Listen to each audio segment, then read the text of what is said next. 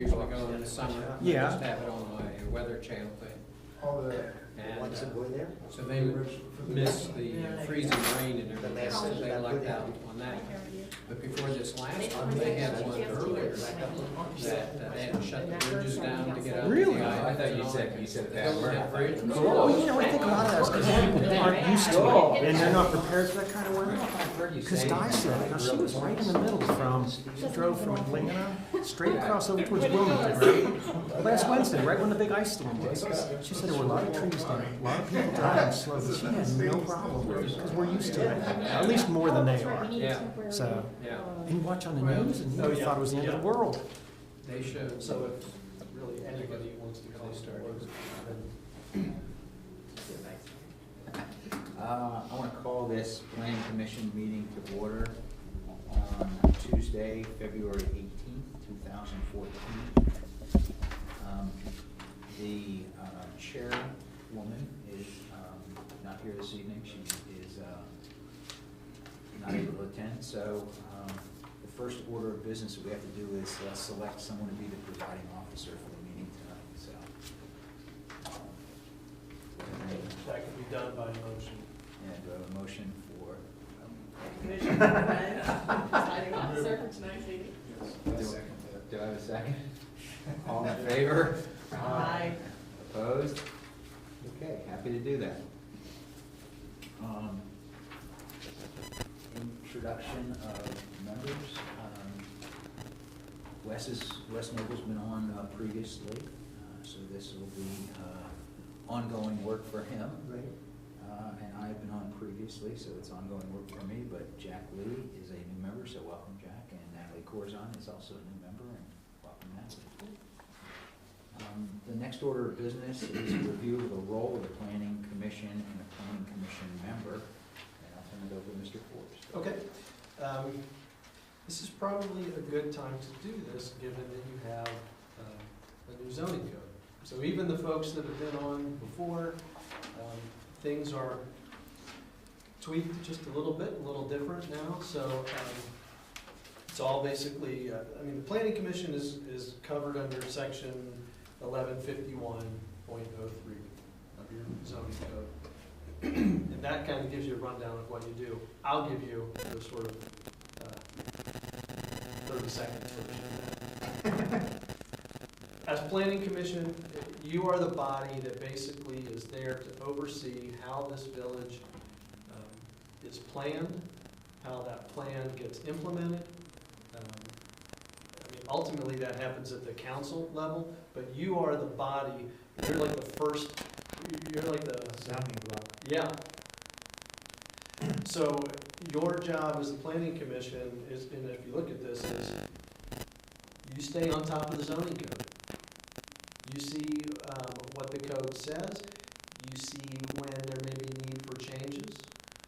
You can, even at this level of the Planning Commission, you can recommend changes to the zoning code or the zoning map. Because if you think about it from a very basic level, this is all governed by your zoning code, and it's two parts. You've got the code itself, the book, the paper, the pages, and then the map. And the map is what, you know, the code talks about all the different districts you have. The map shows all the property and where all the districts are. So, as a planning commission, you're the first line of defense there. You know, you look at that code, you look at that map, and you make sure things are going the right way. And if not, you have the ability to recommend changes. Ultimately, all this changes, like you said, would go up to the council level and have to get approved by council. But you're sort of the first line on that. So you also, something that's new, will have some historic designation, review capacity. And I'm going to be real honest with you, it's probably not worth getting into right now. You're probably better served waiting for when that time comes. Then we can dig into what you have to do, because that's a new role that the Planning Commission didn't have before. When you have to do it, I've Ed and Vaughn will ask you to come back out, and we'll talk about what you have to do then. But think of yourself as that first line, and also think of yourself as basically a recommending body. You make recommendations that go up to council, and then council acts on those recommendations. But you're like, at that first level, you're the grunt work. You dig in, and you are supposed to do the work, and then make the recommendations that go up to council. Right.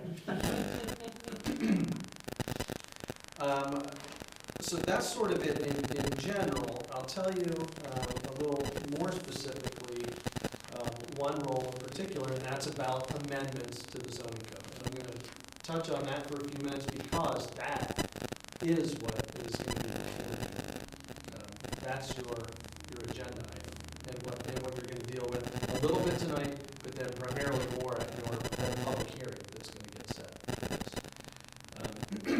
Like I said, your code is, you've got the text that makes up your zoning code. But it can change. And there are three ways that a change can get started. This body can initiate a zoning code amendment. Council can initiate an amendment. That's what happened in this case. Council passed an ordinance to send something to you for review. The third way is that a property owner can apply for a zone change to the text or to the map. So what you have, what we're going to be dealing with is a text amendment that was initiated at the council level, and it comes down here for your review. You're going to have a public hearing on that, and you're going to, tonight, you'll set the date for that public hearing. And then Yvonne and I talked about the notice that has to go out for that. When you read your code, and it talks about this body reviewing text amendments, it basically refers you back to a section. It's the same section that the council is going to review when it gets up to them. And that is sort of the general standards of what are the standards when somebody says, here's the text amendment that we proposed, how do you frame it? You guys look at the same criteria that council will look at when it gets up there. And that's things like, reports submitted by other governmental agencies. This particular one, that's not really going to be very relevant. Comments that you get at the public hearing. So when you have that public hearing, you'll listen to what people have to say about that. The relationship to the public health, safety, morals, and general welfare.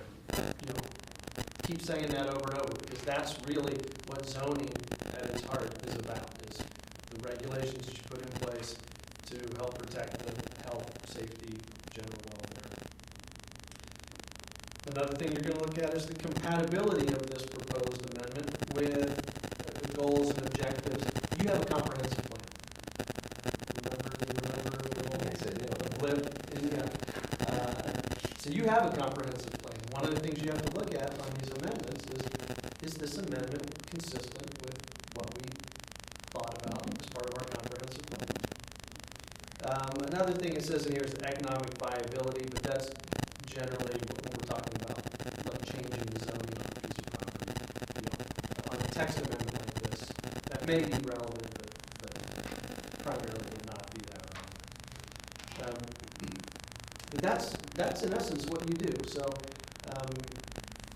there will probably be a brief explanation of what's before you, your agenda item tonight, but your primary thing is that you're going to set a public hearing date. And that's where the meat of your work will be on this particular issue.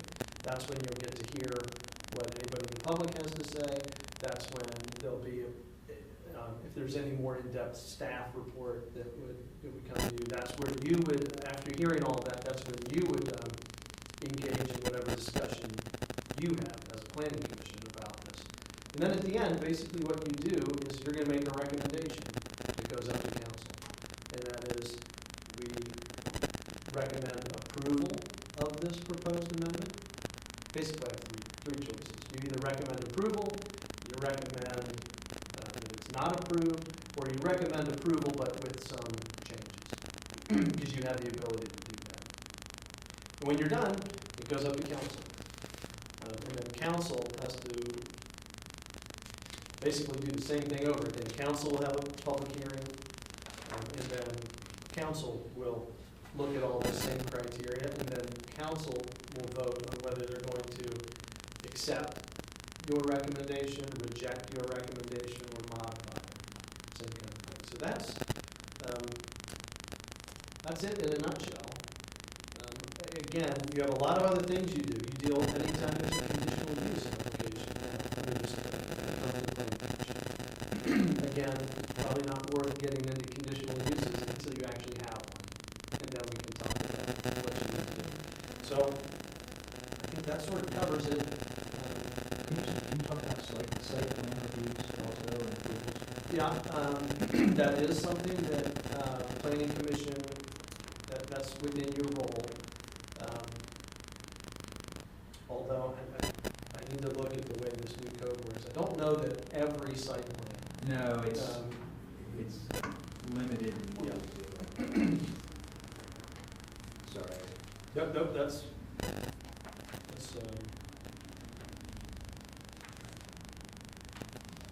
I got it right here. Like, we did a site plan review when the Alzheimer's facility did an expansion. Right, because that was part of a PUD.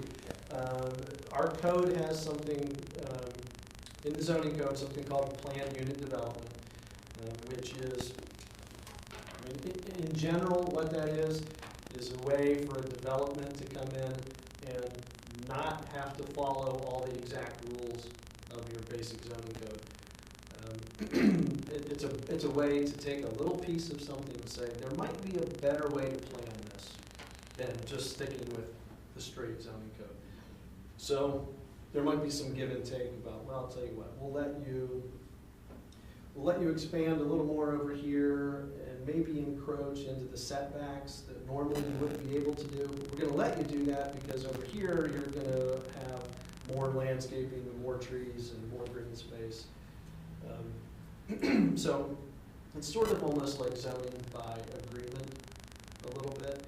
And then the way the code works is that PUD gets approved, and then that's the zoning for that property. That's what they're allowed to do. You don't have to look back at your zoning code anymore.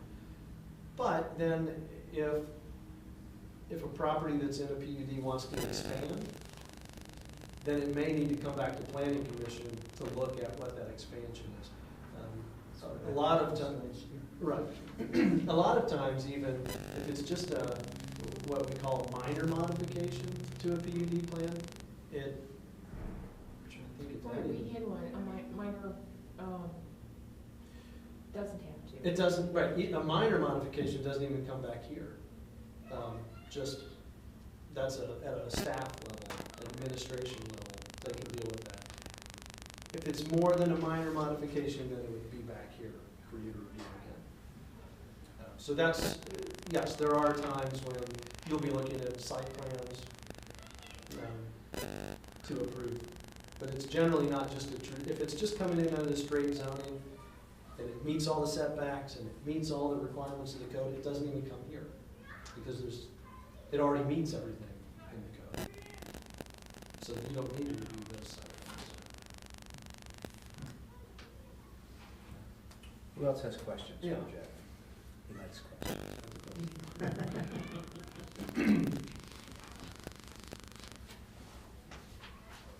So the intent tonight is just really to set a date for the public hearing? Yeah, that's, when you have a matter like this, like a text amendment, what your code requires is that you have a public hearing.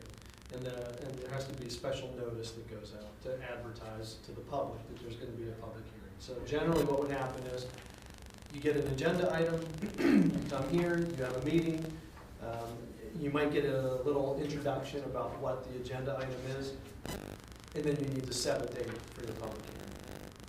It needs to be far enough out that we can comply with we have to give at least 15 days notice of the public hearing. Board can reach a decision that night at the end of the Yes, public hearing? right, but you won't do that tonight. You'll get an explanation of, brief explanation of what is gonna be before you, but then your real discussion, real consideration will happen at the conclusion of that public hearing, whenever that's set. Okay. That would be either agreeing with council's motion, disagreeing, or amending. Okay. Yeah, think of it like that, because at the end of all of that, you're gonna this body will make a recommendation that goes to council. And it will either be to adopt it just like it was submitted to you, to reject it entirely, or to adopt something that you've modified.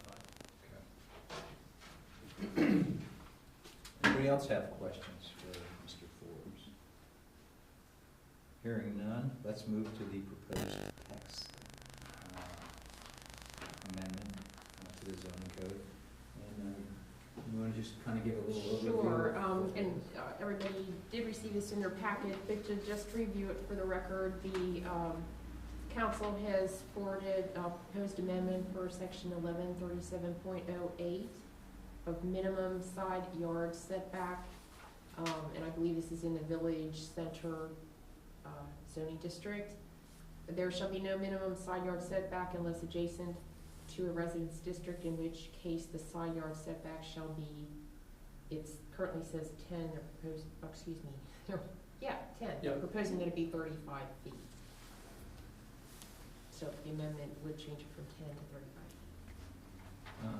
And just, when this new code was adopted, is this something that we think that somebody missed? Was it 35 before, or is this something that was discovered afterwards and we feel like, do you recall? I don't really recall what Okay. it was previously. Well, In the previous this code. is in the village center. Oh, you're right, all District. that's new. And that's all, So, new. yeah, There that's was right. no Okay, yeah. village Okay. center district before. Okay. That's right. So really, Should've done that. there wasn't, yeah, I guess you can't compare apples to apples there, because. There ain't no apples. Right. Okay. Anybody else have comments? I see something. I will acknowledge someone from the floor, how's that? That's fine to do, correct? Or should I hold it for the public hearing? Think about that. I mean, you're free, this body is free to listen to anybody whenever they want to listen to them. So sure, you can, but just keep in mind that your decision will come at the conclusion of the public hearing. Correct. And so whatever anybody has to say tonight is fine, but they may want To to get it on the record. reiterate that at the public hearing. Would you like to say anything? I just wanted to give a little history of how this came about. It was on the Laws and Rules Committee, and after we checked all the different separations that were on the new zoning plan, Mr. Walterman and I went through each one of them, and they had 35 as a usual number in there, not 10. And for having an area that it could be adjacent to residences, the permeation of daylight, sunshine, air, etc. for that particular area, it was not the same. We studied also the setback that we have for the back part of it, and we brought it out from the zoning, and we have a specific lines made for the separation, for the parking, for trees, for everything like that. So the 10 that they put in there for the back seems sufficient because you had enough other things that you can put in between. But on this particular, on the side, considering the fact that a building could be 4 feet high, because that's the new zoning on that area. 4 stories? 4 stories high, sorry. 4 stories high, it was going to preclude light and air to go to a residence. Okay. And that was the reason behind it. Okay. Thank you. Thank you. Does anybody have any questions for staff? Hearing none, I believe we need to set a date. Do you have a recommended date? No, other than for the date of publication, we're shooting for 15 days, so it depends on when I'd like to advertise if we want to get it in a journal, which will come out on the 7th, then we need to look at something probably the last week in March or first week in April. If we wanted to advertise sooner than that, I still probably need about 4 or 5 days to be sure I get it. I'm trying to think when Hilltop comes out again. Is it next Wednesday? Every Wednesday. Okay, so we missed it this week, so we, or, you know, I could maybe get it in as soon as next week.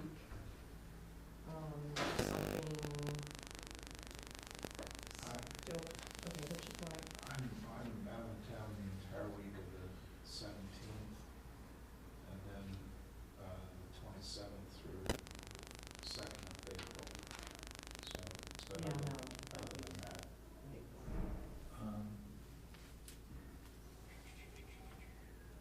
So, I mean, that last week of March. What do we have for council meetings in March? That's when we flip and go to second and So fourth, that's not- right? Right. Um, And then go on the day of April.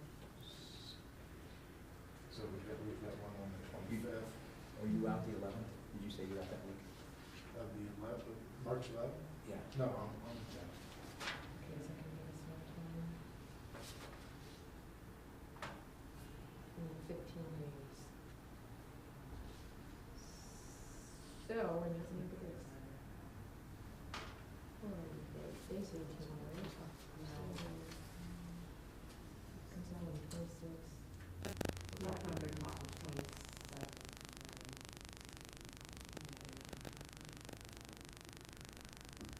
So, yeah, the week of the 17th, Yeah, the week of the 17th, something like that. 26. Yeah, it would have to be the same. That's a bad thing for you. Which week? Week of March 7th. Yeah, I'm in Charleston on that week, so. So we can't go soon, we have to go the week of the 7th, anytime. Well, we have council on the 8th.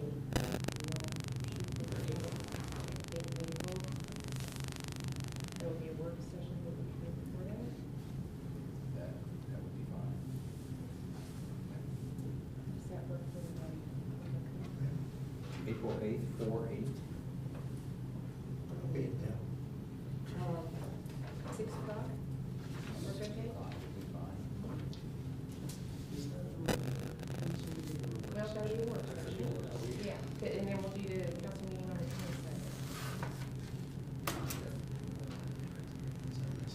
I tried to put all those on my calendar, and I got them backwards. Okay, so planning commission public hearing, April 8th at 6 PM.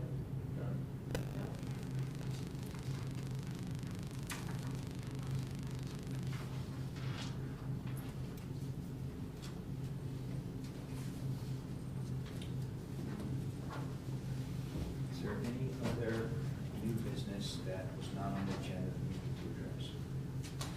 You know, I just included in your packet tonight, there's a page from the Regional Planning Commission that you just might want to take a look at. They're thinking of making some changes to the training that they do, and threw out some suggestions. So I don't think they're going to announce when they have their actual training dates until the end of March, I believe it said. But if you have any thoughts on that, I'd be happy to give those comments back to them.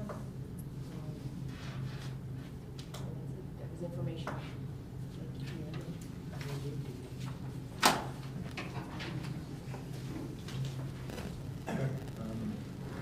Hearing no other business items for tonight's meeting, I'll entertain a motion to adjourn.